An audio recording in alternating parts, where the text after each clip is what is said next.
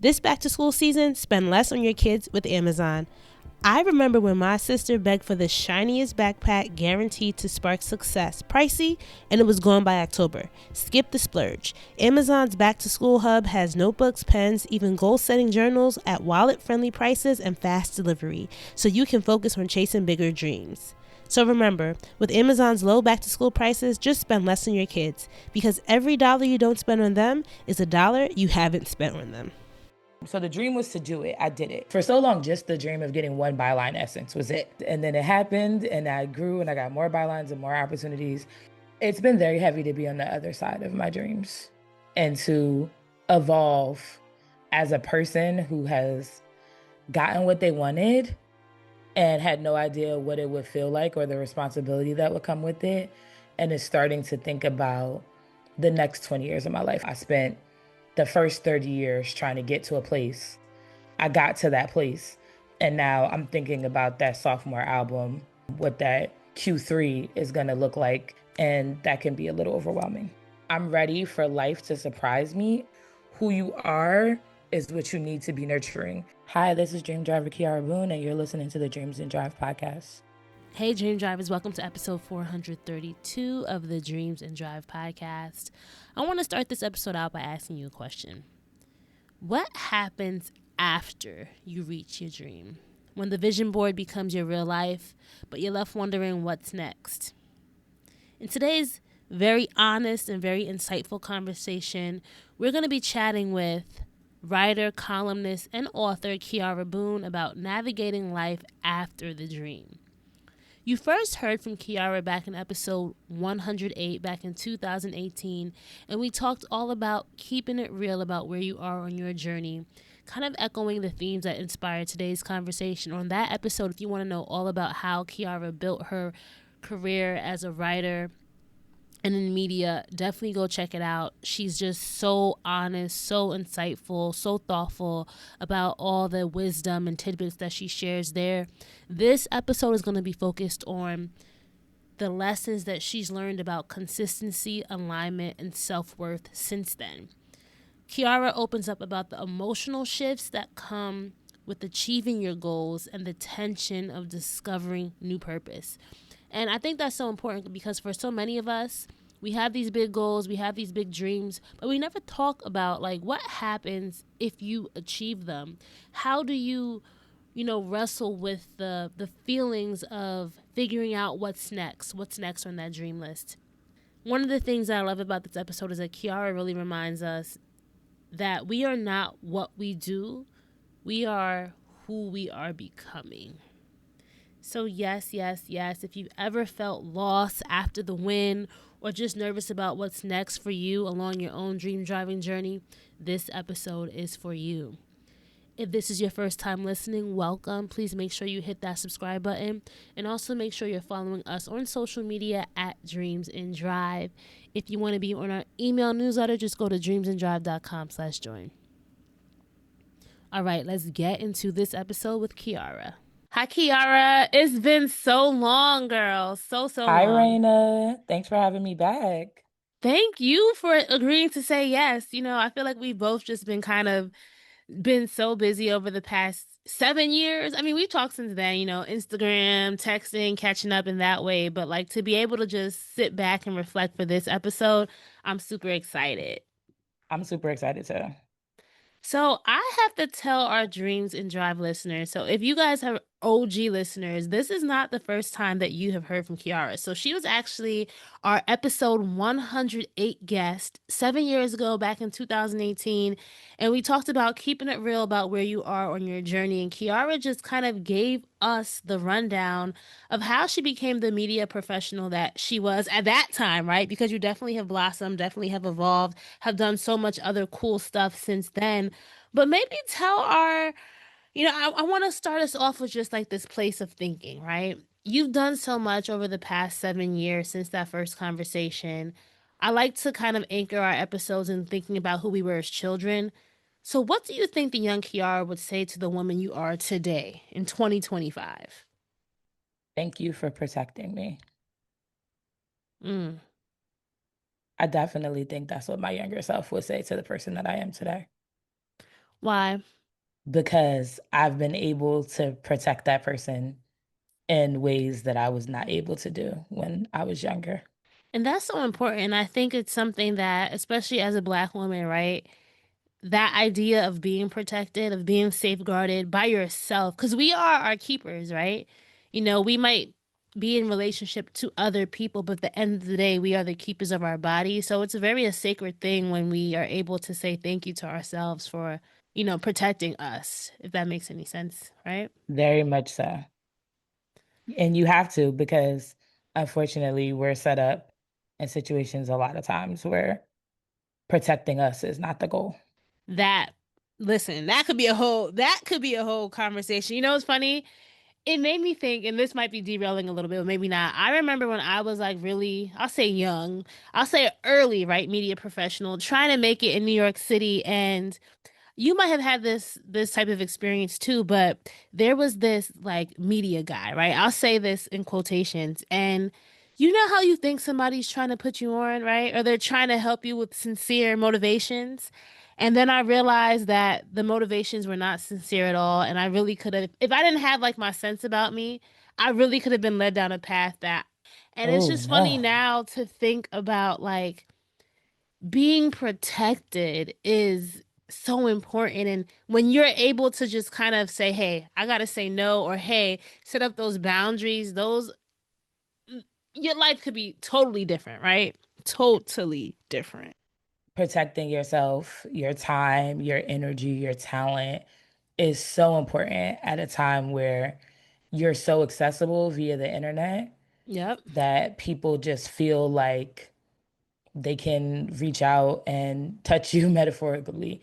And it's just so important to have those boundaries in place. exactly.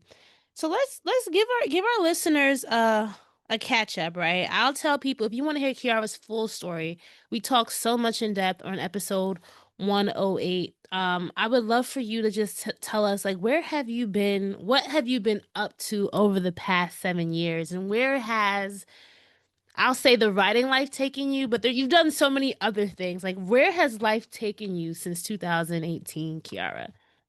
Well, when I did the first podcast with you, I was still in grad school. I finished grad school Clap, clap, clap. and I am now a full-time writer. I listened back to the old episode and it just bugged me out that I was like, all I want to do is sit with a cup of coffee all day and write. And that is my day-to-day life every day.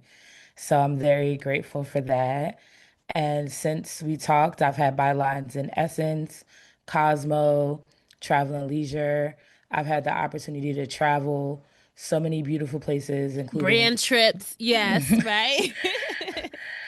and media trips and assignments and things like that. So I've had an opportunity to go to Grand Cayman and to go to Puerto Rico, to go to Brazil twice. I covered a ball for Carnival. That was really exciting. And I have been fortunate to go to Portugal. As somebody who grew up in Newark, I had to know if the Ironbound was on point and authentic. And I'm happy to report that it is. Portugal is so amazing. So I've had chances to live out some dreams that I've had and tell some stories that I'm really proud of. And I love that you're able to say like you were able to put this writing dream into motion, because I think so many of us, like especially as creators, sometimes we feel like that dream is unattainable, right? What do you think have been like the biggest lessons in retrospect that you think have contributed to you being able to actually make those come alive for yourself? I would say that the biggest lesson is being consistent Mm. and showing up when the opportunity presents itself. Not everybody wants to go to Detroit in the winter. So when that opportunity presented itself and I was willing to go, that led to another story, which led to another story. So making your editors' lives easier is a great way to stay at the top of mind. I have an assignment that I'm taking on Sunday because somebody dropped out and was unable to, and I will be stepping in from them. Listen, and I like that you say that, because I think a lot of times people think that opportunities will fall in your lap. Sometimes you have to go out and create those opportunities for yourself. And I know through your career, correct me if I'm wrong here, you've been able to, have you always been like strictly freelance, or have you ever had like an in-house position, staff position where you were, I guess, non-freelance, whatever the opposite of that would be? I've had two in-house positions. Okay. since our last podcast. I was a contributing editor at Essence, where I made the masthead, and I was a senior reporter at Business Insider on their entertainment desk. What was it like working in-house versus the freelance life? Just for anyone who's curious about what it really takes to be successful in either of those roles. Working in-house at Essence was a dream come true. It was amazing. It was an honor and a privilege to be able to write for Black Girl Magic headquarters. I told some stories that I'm deeply proud of. I've since rejoined them as a freelancer, and I'll always be proud of and grateful for the work that I do there. I think there's a lot of like contention about what it means. Like, the Essence Fest, a lot of people had a lot of things to say, right? I feel like Black media in general within the past few years has always been under this scrutiny. For you, what's the beauty in being able to tell our stories, right? Tell our stories from a Black media collective versus like another type of outlet. Is there a difference for you? Is there more power there for you? For me, absolutely. I can only speak to my own experience. I can't Mm-hmm. speak to anyone else's. I know that for me, my best friend's mom, may she rest in peace, passed away. And before she passed away, she didn't even believe I had a real job until she saw my name in print in the Essence magazine. She had not heard of InStyle. She did not know anything about. I had already written an Emmy magazine and I had showed her that, and she was like, "What is that?" Like she did not care until she saw my name in black and white. In Essence, I was fully unemployed as far as she was concerned. Mm-hmm. So that publication means so much to people. And I've interviewed so many people who have cried and can't wait to show their moms and their grandmas. This is generations that have upheld this publication and held it so near and dear. And I take that responsibility seriously. We just lost Malcolm Jamal Warner, and I got tapped to do that obituary. And I take those obituaries seriously. I had to write about Kobe, I had to write about Nipsey, and, just taking the time to highlight things that some other publications don't, as far as, the way that these men give back, the fact that they're fathers, the way that things are written in other spaces. I love that Essence is our record. It's our historical record. It's over 50 years of chronicling our history. And I take that responsibility seriously and I value that privilege.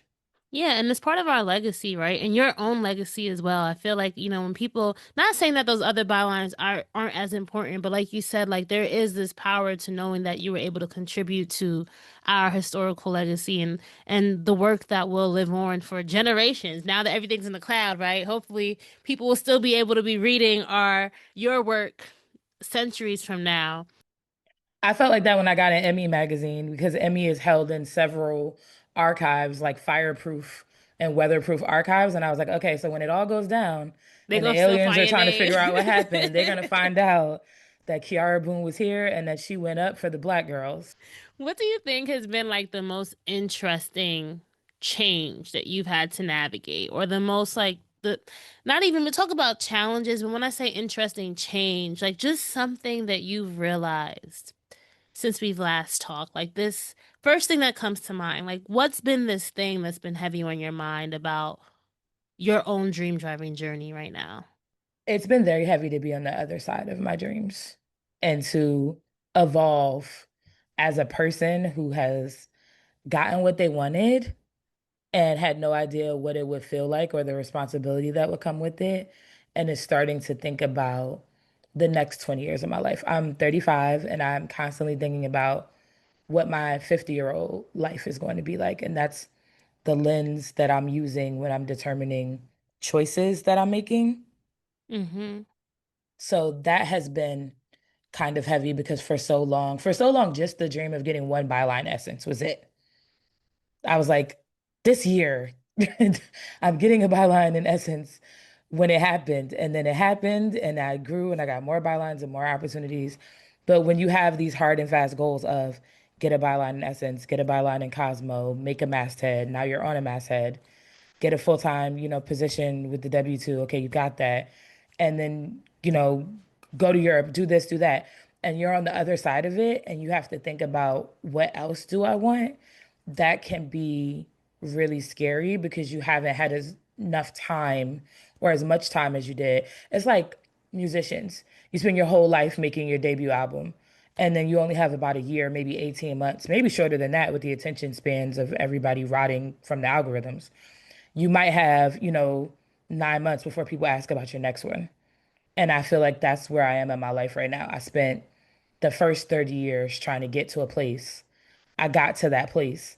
And now I'm thinking about that sophomore album, that junior album, what that Q3 is going to look like in my personal history. And that can be a little overwhelming. All right, we're going to take a little break. We have a few words from this week's episode partners.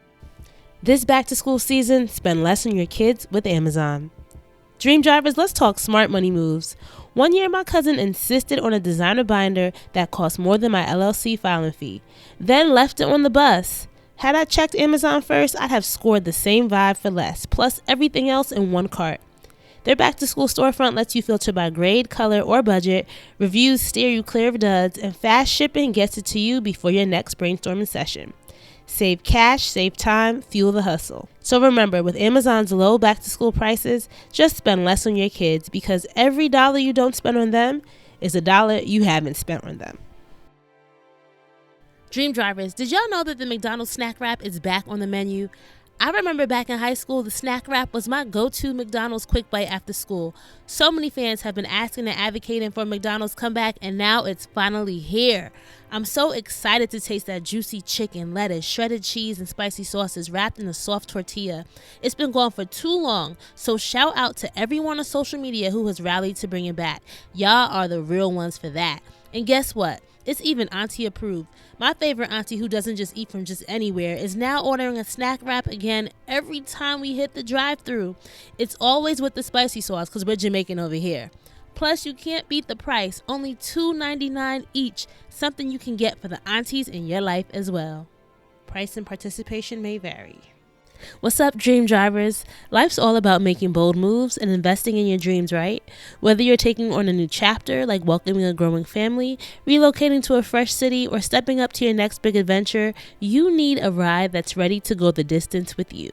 The Toyota Grand Highlander is designed with more space for people who are ready to tackle the grand challenges ahead. With advanced safety features, convenient tech, and a sophisticated look that reflects your style, it's more than just a car, it's the SUV that makes every journey fun and easy. With comfortable seating for up to 8, an available hands-free power liftgate, and your choice between gas or hybrid engine options, like the 362 horsepower Hybrid Max, this SUV is built for those who aren't afraid to go after their dreams, and it's got room to spare. The Grand Highlander is more than a spacious vehicle. It's your partner in embracing all life throws at you. From daily routines to unexpected adventures, it's up for every grand challenge. Learn more at toyota.com/Grand Highlander. Toyota, let's go places. Thank you for sharing that. And it's interesting because today on Instagram, I was just scrolling through, right? And do you follow, you know who Gary Vaynerchuk is, right? Yes, I used to make his change at Wine Library. I worked at the bank next door. Oh, wait, really? So, Yes. yo, this is going to be crazy And then. his Okay. dad was one of the nicest people I've ever met in my life. So listen, it's gonna be so crazy then. So I was like, just scrolling through one of my friends, Mackenzie. I don't know, do you know Mackenzie?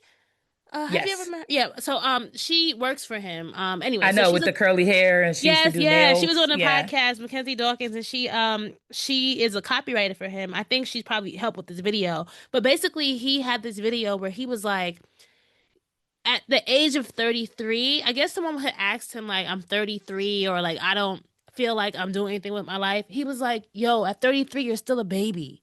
And if you think about life like that, you won't put so much pressure on yourself. In the sense of like, it was interesting because I feel like, we're always, especially I feel like as a Black woman, especially now as a mother, you have so much pressure to feel like you're always trying to get to whatever that next goal is. And he was just like, in retrospect, 33, you still have so much life left. But at the same time, for me, when I was watching it, I was like, but still, right? Like you were saying with being on the other side of the dream, how do you even think of what's next when you, like you said, you don't have that time to? So let's kind of dissect this a little bit, because I think there's a lot of people who are probably in the same boat, right? Like, I come from an immigrant background. The goal is to, go to college, get a good paying job, start a family. But then what's next, right? For you, do you feel like you're taking any steps now, or you're just kind of stuck in this like thinking about what's next? Like, how do we? I want to kind of like workshop this live with you because I kind of feel the same, even with Dreams and Drive, of like, all right, I've been doing this for almost 10 years. I haven't grown to what I want it to be. Like what really is next for me? And I like you mentioned to me, like my latest episode is all about, am I a lost cause or am I just evolving? And I think for me it's like evolving, but accepting the evolving is the hard part. I definitely think you're making a strong point. As far as Gary, I value his perspective. For me, that's what works best for me. Mm-hmm. So I am a planner and a plotter, and that is just a space that I'm comfortable in. I am always thinking about what I want my life to feel like day to day. Like I always say, I spent 10 years building a life that I didn't need a vacation from. Mm. And I've I always loved it love about you. You've been so what I do every day. unapologetically like I even remember your birthday party. You were like, I'm gonna have a birthday party. I remember it was like somewhere, I think it was before the pandemic. Was that 2019? I think it was 2019 when you had it It at like was my 30th yeah, birthday party. yes. And you were just like, I'm just gonna like, you've always been like, if I want to do it, I'm gonna figure out how I'm gonna get to do it. And So I've my always thing loved that was, about you. it really worked out with the pandemic because, and thank you for saying that. I had a great 28th birthday party. I had just finished grad school, and my friends threw me a brunch at a restaurant that's not there anymore, but it used to be right next to Maplewood train station. So I felt like the year before we had done all of, oh, it was a 29th birthday party, excuse me. For my 29th birthday, I was finishing grad school. We were having a brunch. We had done all the like, let's stand up and take pictures. And they took me to Gigi's Cupcakes and sang happy birthday to me. And then took me to this bar that I'm always at, Moonshine Modern Supper Club in Millburn. It's one of my favorite spots. And we did the bottles and all that. I was very grateful for that. So because I did that for 29, for 30, I did not want to do that. For 30, I wanted a very calm birthday because graduating from grad school and celebrating that and having my birthday at the same time was a lot. Because I graduated in January, my birthday is Christmas Eve. All that happened in like a 10-day period. And I just wanted a intimate, chill party where I didn't know the pandemic was coming, but maybe spiritually I knew it was Maybe. coming because I felt like all I want to do is see the closest people to me in the world. I want to show them some love and appreciation. I don't want to be at this big fancy restaurant. I have this space. I want everybody to come and bring gifts and toiletries for the kids at King University for Cougar Pantry, and everybody would do that for my birthday, and I really appreciate it. Some people sent it in to my job at the time and mailed it to me, and we were able to make a large donation of items. And I wanted to play Uno, I wanted to drink wine, and I wanted to dance. And that's exactly what we did, and it was a great way to spend time with my people before, unbeknownst to us, we would not see each other for months and months and months after that. And I had that moment to hold on to. Do you feel like that was a time that I think for a lot of writers, it was like a time that you could be more creative? How did that affect who you saw yourself becoming, or I the don't think dreams, I that should say? one So every at first I was really angry because I was growing as a writer. I was growing as not only a writer but as a curator. At the time I was working at galleries at Kane, who I still have a great relationship with and support them deeply. And I was curating a show with Knowledge Bennett, who's one of my favorite painters. And we had this giant art takeover. There was all these things happening. And then everyone was being so bitter when it was happening. Not everyone, Hmm. a vocal negative segment of social media was like, all of a sudden, it doesn't matter, what you do for a living or how popular you are or what parties you get invited to. We're all the same. And I was like, well, you guys are saying that because you hate your life. I like my life. I had parties. Like, I I had love that. things I that love I was going to do. that. I was like, I would like to be out. I love people. I was like, I love hugging and kissing on people. And I have, I've stayed in the area that I've grown up in my whole life. That birthday party, I looked around and there were friends that I knew from preschool through grad school, through my professional life, Hmm. middle school, high school. Like I was like, I always say, if you have a problem with me, I'm sorry to tell you, you are the problem. Like I hold on to people. And I'm not saying that I'm always right, but I'm saying that I care about people, and having that taken away from me sucked. Now, that's on a personal note. On a professional note, it was a really good time to be a consistent person with no kids and no dog. Mm. Because I got to move up really quickly. And financially, it was great. I got to pay off a good amount of debt at the time because there was nowhere to go and there was no Ubers to pay for. You were just stuck. So I worked nonstop. Anytime somebody had to cancel, anytime somebody had a situation, I picked it up. And it was awesome. And I think that I would have done even more if I didn't have that message in the back of our minds that we get of you have to have this full-time job with health insurance and it's a good salary and benefits. And I took another job that was offered to me during that time, even though being contracted was booming. And I left Essence under a full-time contract to accept that job. And I was so grateful when Essence let me come back because it just really wasn't a fit for me. I like the idea that I like that you said it wasn't a fit for you and you listened to it. Because a lot of us know when things aren't a fit for us, but you know what we do, Keyaira? We stay and we don't pivot or we don't have that conversation with ourselves like, girl, what are you doing? Why do you think you've always had that confidence to kind of choose what's best for you? I haven't always had that confidence, but I always am a person who can see the writing on the wall. And my thing was because I have built a career as a freelancer, it's really important that I protect the common thread throughout all my coverage, which is me. Mm. When I'm doing something that doesn't fit me or that I'm uncomfortable with or that I can't stand up later, that's not a good look. And these jobs, I mean, we're seeing it right now. Economy's so bad, you might as well follow your dreams.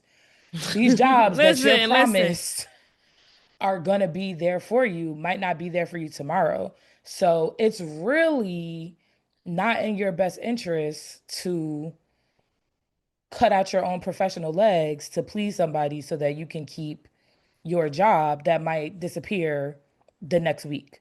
All it takes is a meeting, a phone call, code put in the Slack, and now all of a sudden you don't work there anymore. And you can't get Eliza Licht, who is an amazing, amazing marketer and a beautiful writer as well, has a book called On Brand, which is one of my favorite professional texts to turn to. And that book talks about last name syndrome, where you get all excited because you're so and so from so and so company, and that company becomes your last name. Mm. And I was very clear. I was Keyaira Boone before I got here, and I have to be Keyaira Boone when I leave because that's who people know. I'm Keyaira Boone at Hella Beautiful. I'm Keyaira Boone at Hella Travel and Leisure. I'm Keyaira Boone at Cosmo. I'm Keyaira Boone at Very Well Health. And I have to be that same person because I'm going to take that person with me when I go. What does it mean for you? How does that look like being that same person? And I'm saying that within the lens of somebody who's listening, right? They might be like, so how can I do that in my own life? In your own life and in your own career, I would think about what you want your life to feel like and what you can defend when you're making choices and moves. Now, obviously, everybody has a boss and everybody needs to be flexible. And you can't, they tell you to kill your darlings in English class for a reason. You can't go back and forth with your editor over every little thing. But when there's something that you know is going to come back later, you really, really have to put some thought into that. Some of those people that was working at their notes with Elizabeth Holmes probably should have thought twice with Like, some come of the on. Now choices. you know some of this is not ethical, but you still doing it, right? Like some of these choices that you're making, and everybody has to. I'm not trying to be the morality police by any means. I have done some fucked up shit. We all have. But you can't justify everything by so and so told me to, or that's what they want, or that's how it is. And you do all of that for, we're seeing editorial forces slashed in the double digits in a heartbeat. And some of those people, it's a hard time for everybody. But even as some of those people are freelancing, they're having difficulties in relationships because of some choices that they made. And it Yeah. was really important to me that if I'm standing on business about something, it's something that I deeply, honestly feel passionate about. And it's not something that I'm just enforcing a policy, or I'm enforcing a point of view, or I'm enforcing a interest in something that doesn't really speak to me. Because if it's being told with my name on it, then it's coming from me. It's like aligning with your values. Like you have values that you stand by. You have your own code that you stand by. That reminds me of, so I got a preview copy to Kev on Stage, Kev Fredericks, his new book. It comes out in September, I believe. He's supposed to be on the show. Um so I was reading it and he had this part where like he was gonna get this brand deal with the US National Parks or something like that, right?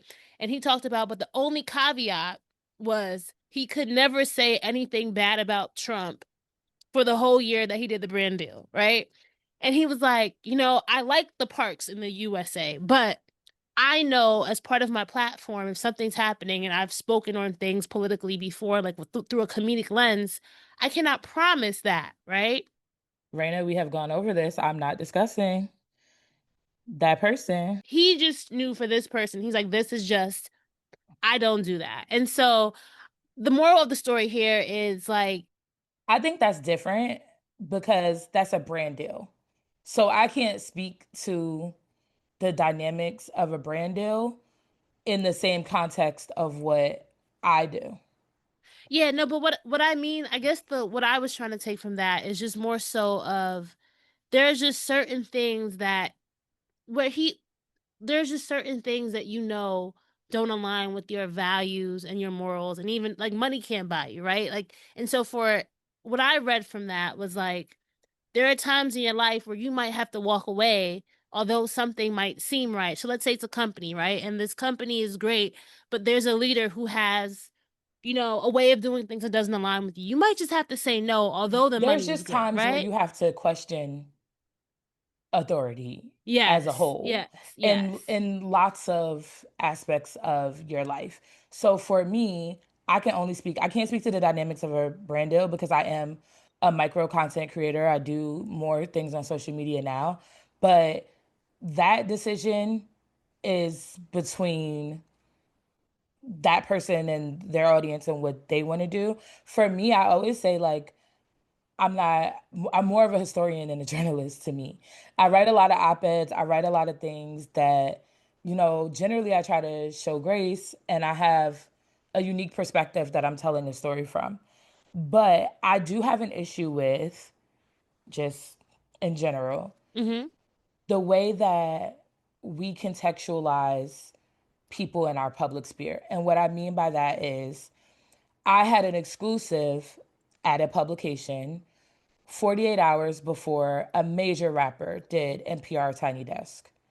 And by the time that Tiny Desk came out, we would have had the story to accompany that. And I was told by an editor that no one would care about that person.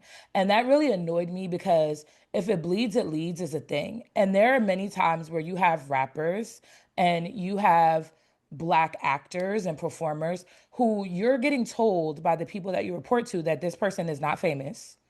And you know that And this if God person forbid was, something right? happened to them, well, this person was deeply famous. This was absurd. Like this Okay. was literally this was absurd. I don't know what that publication that I'm not going to name is was thinking at all. But if that person were to get in an accident, if that person were to definitely if they got shot, it would be on the homepage every day for 2 weeks. You would want every detail about them. You would want to know what necklace they were wearing. It would be that. So these are the things that I feel like I have to stand on business about. A person is famous or they're not famous. I'm Yeah. sorry. And are there varying degrees of fame? Absolutely. But you can't come to me and tell me no one will care about the person unless something bad happens to them. And you also have, post 2020, a lot of mainstream media outlets rushing to get Black voices and then not knowing what to do with them, rushing to get the ad dollars also that are targeted at Black audiences and competing with Black owned media because Black owned media and Black targeted media are not the same thing. And, undercutting these publications by paying more. And then when you get there, the entire vertical is maybe one editor and an intern. And what can you and think about just I know from like a talent perspective, the onus that's then put on that one editor and the intern, right? To deliver without being really supported. I always say that work is a lot like dating. You know what your partner cares about what they spend their time and their money on. Yep. And it's the same thing with the corporation. If they're not spending time and money, if they're coming to you 4 days before Black History Month and expecting you to do this entire rollout, well, that's an issue. I get press releases from, unnamed corporations, and you're inviting me to a party that's happening on the 28th and it's the 25th, and you're acting like you're doing me a huge favor. Like my little calendar is filled up well into September at the moment, Yep. and it's July. Like that, those kind of assumptions, those kind of things. And that's what I mean when I say beyond the dream. So the dream was to do it. I did it. For 5 solid years, I have not had a day job. I have been able to make life happen solely off of my creativity. Was it hard? It was very hard. And it was hard to make the decision because in leaving, I worked at the hospital when you and I did our previous episode. So in Mm-hmm. leaving to work at the galleries, I loved that job so, so, so much. And I accomplished my mission there, and I left under great terms. They threw me a party. One of them, Cicely Breton, who's like one of my favorite people on the planet, sang for me. They got me champagne and a cake, and like I don't live far, and I'm still a fan. Like I won't go to bat publicly for something that I don't believe in. So I still go to the galleries as a guest to go see the art, and I still go to the openings, and like I miss them, but it just was time. I got such a great opportunity to work with Brandy Victoria in that essence. I love And Brandy. She's then on the podcast last year. Yes, I love she's so Brandy. amazing. I listened to it. She's so amazing. Brandy is that girl. And she's She also really, really somebody I is. feel like is so she's so amazing, and I just feel like she should be doing like you know how you just see someone who's like just so dope at what they do, and I'm like she's doing so much, but I'm like she should be or more, doing more stuff. Anyway, I could go on and on about Brandy. She's They dope. really I should love give her. Brandy a television program. Like I would tune in every day to watch Brandy talk to Morris Chestnut and Jamie Foxx because she just always hits the right Her note red with her carpet interviews are interviews. just always on point as well. Um, She makes people feel comfortable and she has a baseline respect to them. And that goes back to what I was saying when it comes to making decisions and your first and last name. Brandy's name is good no matter where she's at. She's at the Hollywood Reporter now and she works with a bunch of different people, but Brandy's name was solid when Brandy was Brandy from Madame Noir, when she yep. was Brandy from Hello Beautiful, when she was Brandy from Essence, and when she was Brandy at the Hollywood Reporter. And that is important to me that people know when they're dealing with me. You're going to have a baseline of respect and you're going to have a baseline of preparation, and it's going to look and feel a certain way. And as I think about what I want my life to look and feel like in the next phase of it, I'll leave all this behind before I toss my good name to the wolves. And I love that you mentioned that because in talking about like how you said you listened to the latest episode of My Lost Cause or My Evolving, especially in the podcast space, as you probably know, you probably witnessed, it's changed so much. And anyone can have a podcast now, right? That there's that whole TikTok thing about podcast bros, right? There's every celebrity now is has a podcast, and there's still an art to it that I feel like the podcast world has become so sensationalized that for me, as someone who really just truly loves having these conversations, and I feel like I have this gift, it can be hard to not question yourself, right? It can be hard to say, like, I don't know if you ever felt like this or comparing yourself to like other people, like, why is this not for me yet, right? How do you deal with that if you do? Or what advice would you have to someone like me, Keyaira, who has this gift, who knows that she's special, right? But just navigating change. And then we can kind of talk about this dream, this what's on the other side of the dream for you. So you're absolutely right. I feel like that sometimes. I mean, I earned my blue check. Mm-hmm. I didn't pay for it. I have had this career for a while and I'm trying to grow as a creator, but I don't create sensationalized content. And that means that my reach is limited and I don't have 10,000 followers or 20,000 followers. I'm not a influencer. I'm just somebody trying to tell stories and show off cool things. And the way that I do that might not always serve the algorithm. And the advice that I have is to remember that it's about who you're talking to, not how many people you're talking to. And especially now, I've have a master's in PR. I have kept up with data analytics trends. I have, several group chats that include people who are influencer managers and marketers. And you can't get caught up in the numbers because the numbers are fleeting. The algorithms change constantly. And brand safety is a huge thing to talk about too. I know that if I had a budget for, a prebiotic soda, I'm going with you over somebody that might have more views than you, but they're talking crazy because to me, the reason that the sensationalized content has to have so many views is because the people that you're talking to are not the people that are making the decisions in the household. I'm sorry, but somebody that doesn't have a place where they're filling up the refrigerator is not where I would be targeting my ad money. I want to target my ad to the person that's making the household. If you're, no, I'm dead serious. Like, if you're not buying the dish soap and the toilet paper, why am I advertising to you? Views matter, but all views are not created equal. And this makes me think of something we talked about in 2018, and I think is a big reality for both of us. We might not have the views and the numbers, but you know what we do have? We have some kind of financial foundation, and I think a lot of people also don't see that. You see these people, but how are they living truly?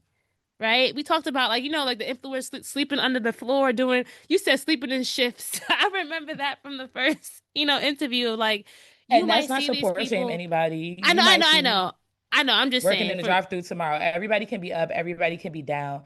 I'm saying that, come on with the lifestyle. No, we're on the same page.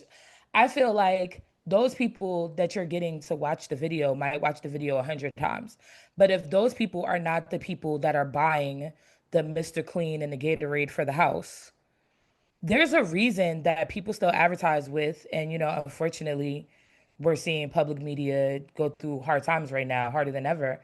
But there's a reason that people advertise with NPR because I know somebody who's an author, and every time that NPR discusses her book, she gets a text from her publisher that her book sales are out of here. wow, Now, NPR is not doing the numbers of, we hate women and they don't deserve to live on this earth podcast. But those people are actually buying the books. Those people are actually showing up to the signings and buying multiples. So, when's the last time you saw a commercial for something that was super, super high end or super, super targeted? Maybe they don't put it on what you watch because you're not buying it. right?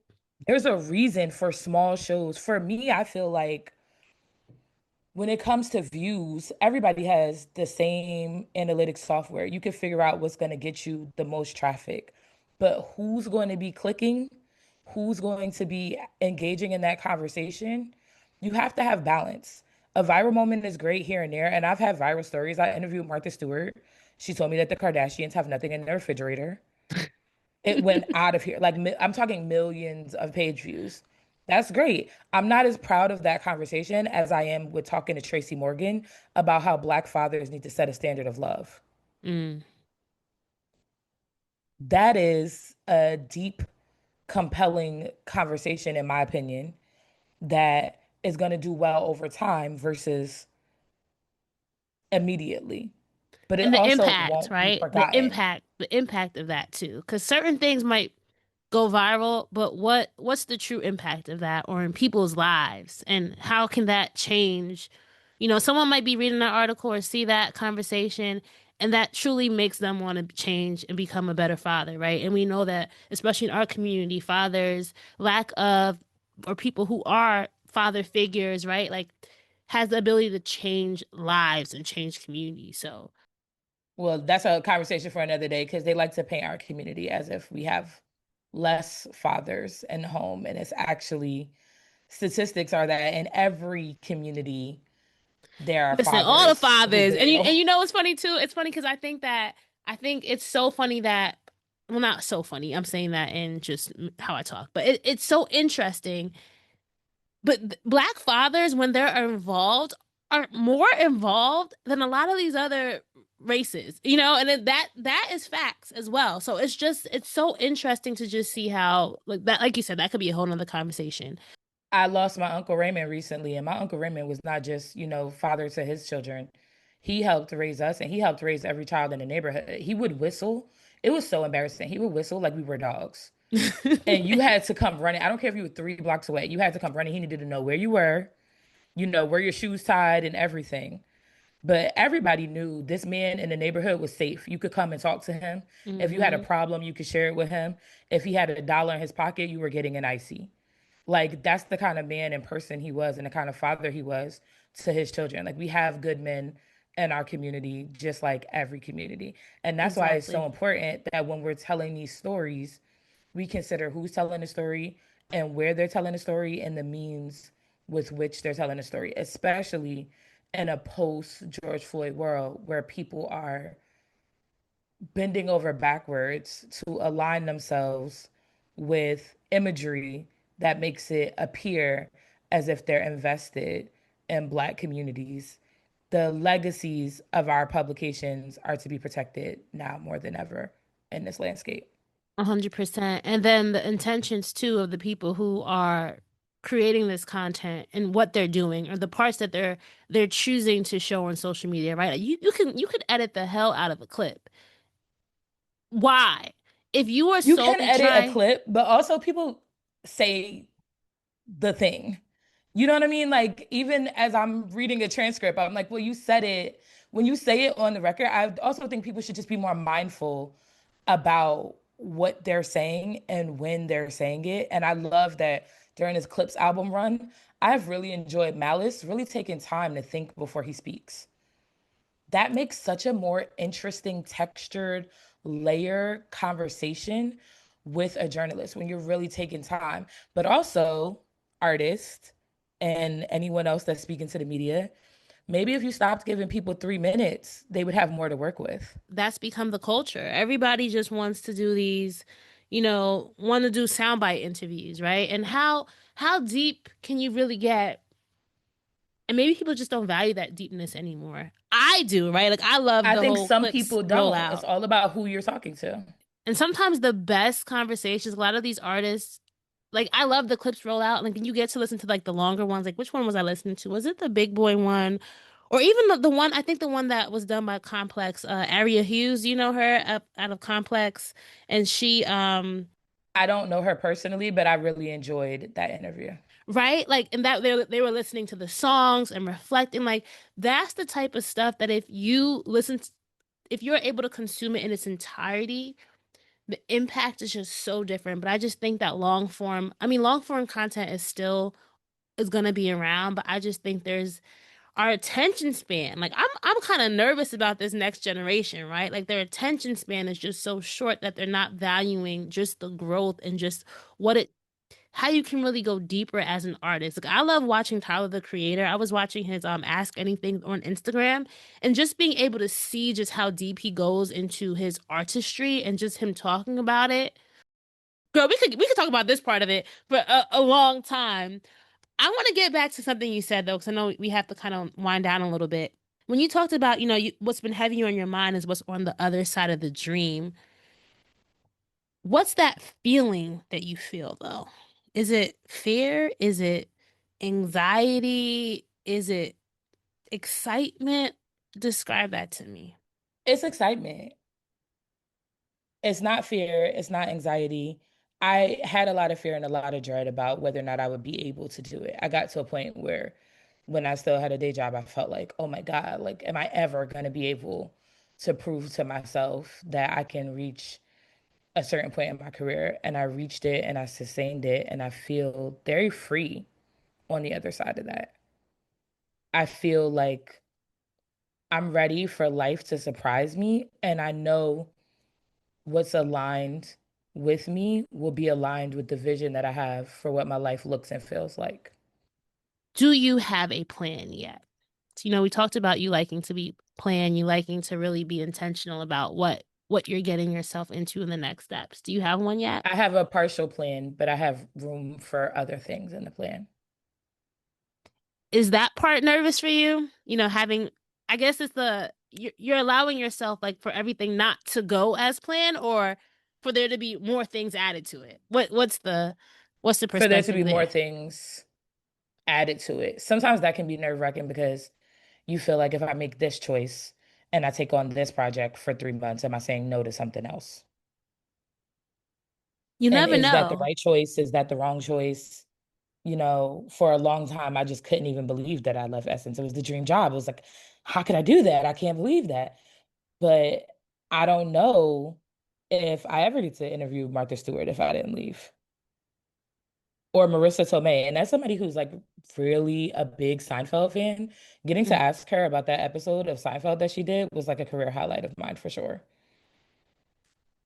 We So you have never know what choices will lead to other things in your life. And sometimes it's a little scary because you feel like you say yes to one thing, you're saying no to something else.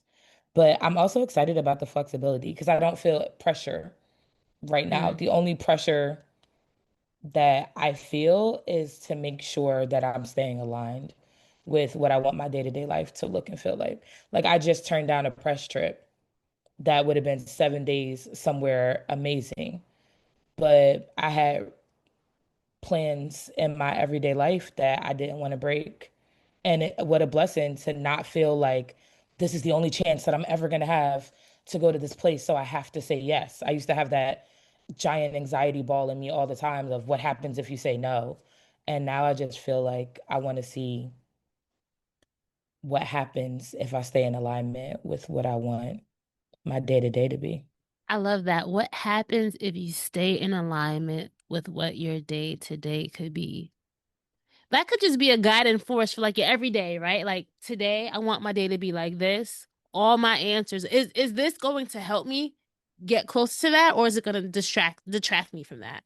That's such a great question to kind of pose to yourself for anyone listening. Like, if you don't know what you want your day to be, how do you do it? How do you what advice I would say would you have for that person who's just really trying to figure out what does that in alignment really mean, or how to define that for yourself? I hate to get all woo-woo with it, but keep track of that nervous system. Keep track of what it feels like when you get that last minute invitation, which makes it clear that you never really part of the plan and you show up and that feeling in your body doesn't feel quite right, then you should trust yourself enough to be like, nah, there'll be another one. There'll always be another party. There'll always be another opportunity. There'll always be another coffee date. You don't have to do everything. And make sure you're keeping track of whether or not that thing that you're doing or that person that you're speaking to or whatever, that project that you're working on is going to distract you from how you want to feel and where you want to be, or help you get closer to how you want to feel and where you want to be. Start having that trust. Yeah, and I think it's it's a process. It's a journey. It's not going to happen overnight, right? Like you might get things wrong, but you might make the wrong, and I'm saying this in quotations, like you might not make the best decision, but you're going to learn from that, and then hopefully you're taking all the learnings and you're applying it, and you're just allowing that to help you evolve to the best person that you want to be. I know you probably don't give up, Keyaira, right? But what kind of keeps you motivated? What keeps you going on the times when like that little itch of doubt comes in? Listen, them invoices come late, and I was ready to give it all up the other day. Okay. I was really ready to go to Trader Joe's and go, hey, bro, are you hiring? Because I was going through it, and that happens more often. Sometimes I do feel like I want to give up. I don't give up because you have to like deal with discipline and keep going. but I feel like I want to give up a lot of times. And what keeps me going is my love of storytelling. I really do love it. Mm, I don't think I would be able to do it if I didn't love it. There's some people who, even right now, we're in a drought. It really is a like awful, awful time in media.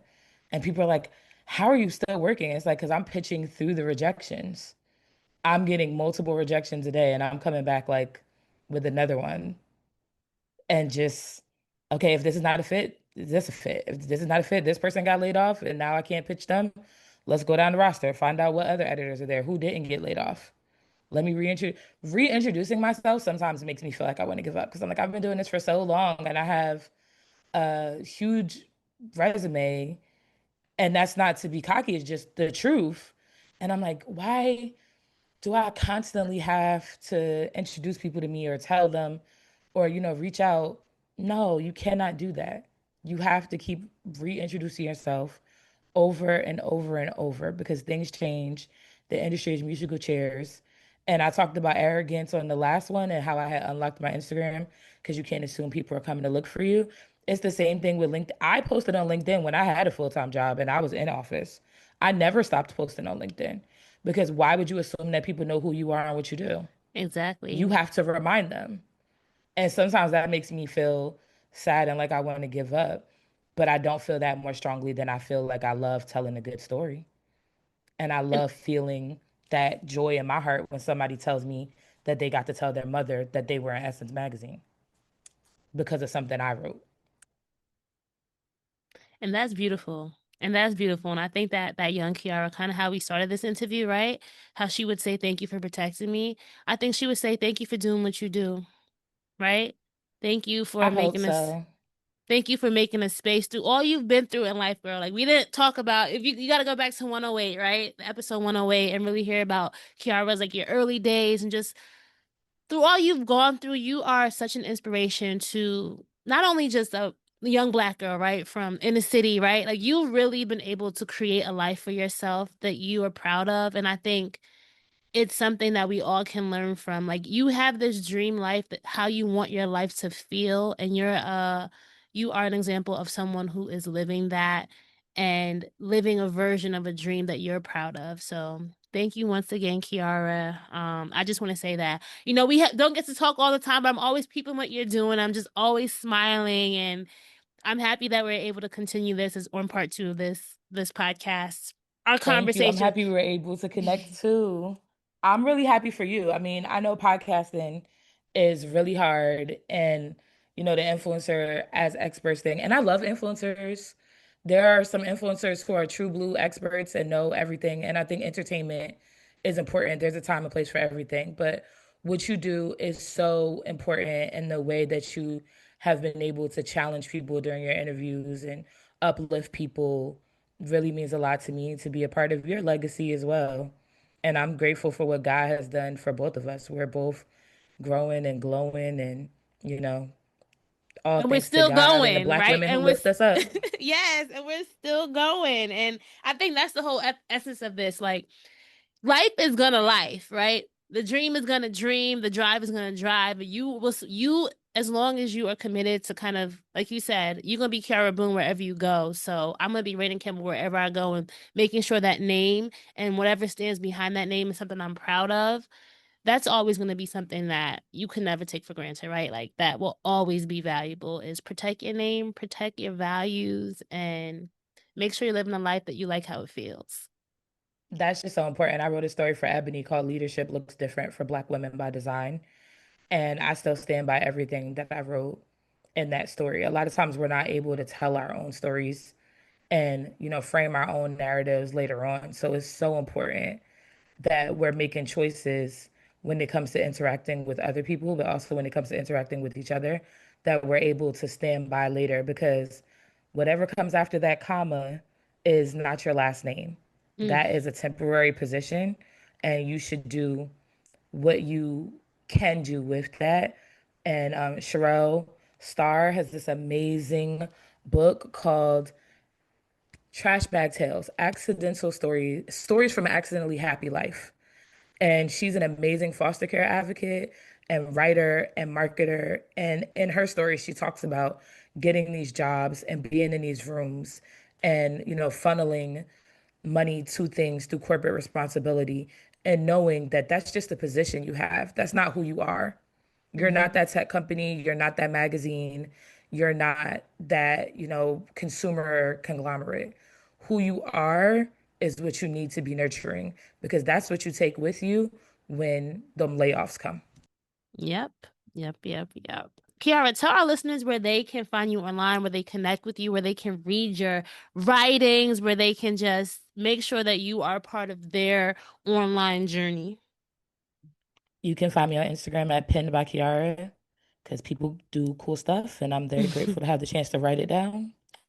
You can find me on TikTok at Pinned by Keyaira 3 because the Clock app was hating on my original name. You can find me on Substack at Key Takes, where I offer advice to freelancers and cultural commentary. Thank you. And I'll make sure I'll link to all of that on the show notes and our episodes page as well. Keyaira, thank you so much, girl. This has been such a blessing just being able to chat with you again. I hope our dream drivers took as much from this as I have. Thank you, girl.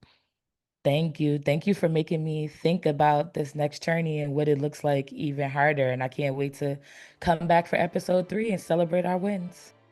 All right, so that's the wrap for this episode of Dreams and Drive. I hope you enjoyed our guest dream driving journey as well as listening to their keys to success. If you love this episode, you know what to do. Please make sure that you are following us. We are at Dreams and Drive across social media on Facebook, Twitter, and Instagram. So make sure you're sharing this episode, posting it to your Instagram stories, texting it to a friend, sharing on LinkedIn, wherever you are or online. Just pay this forward and share this with somebody. We really appreciate it. And all the sharing that you do helps us grow our community. If you want to join our email newsletter, The Keys, and get weekly updates delivered to your inbox, just go to dreamsanddrive.com/join. That's dreamsanddrive.com/join. And lastly, if you know somebody who would be great for this show, or if you are someone who would be great for this show, please go to dreamsanddrive.com/pitch. I'm always accepting new guests. I'm always accepting new pitches. So I love to see those pitch requests coming in. Keep dreaming, keep driving, and we'll chat again in the next episode. Bye, guys.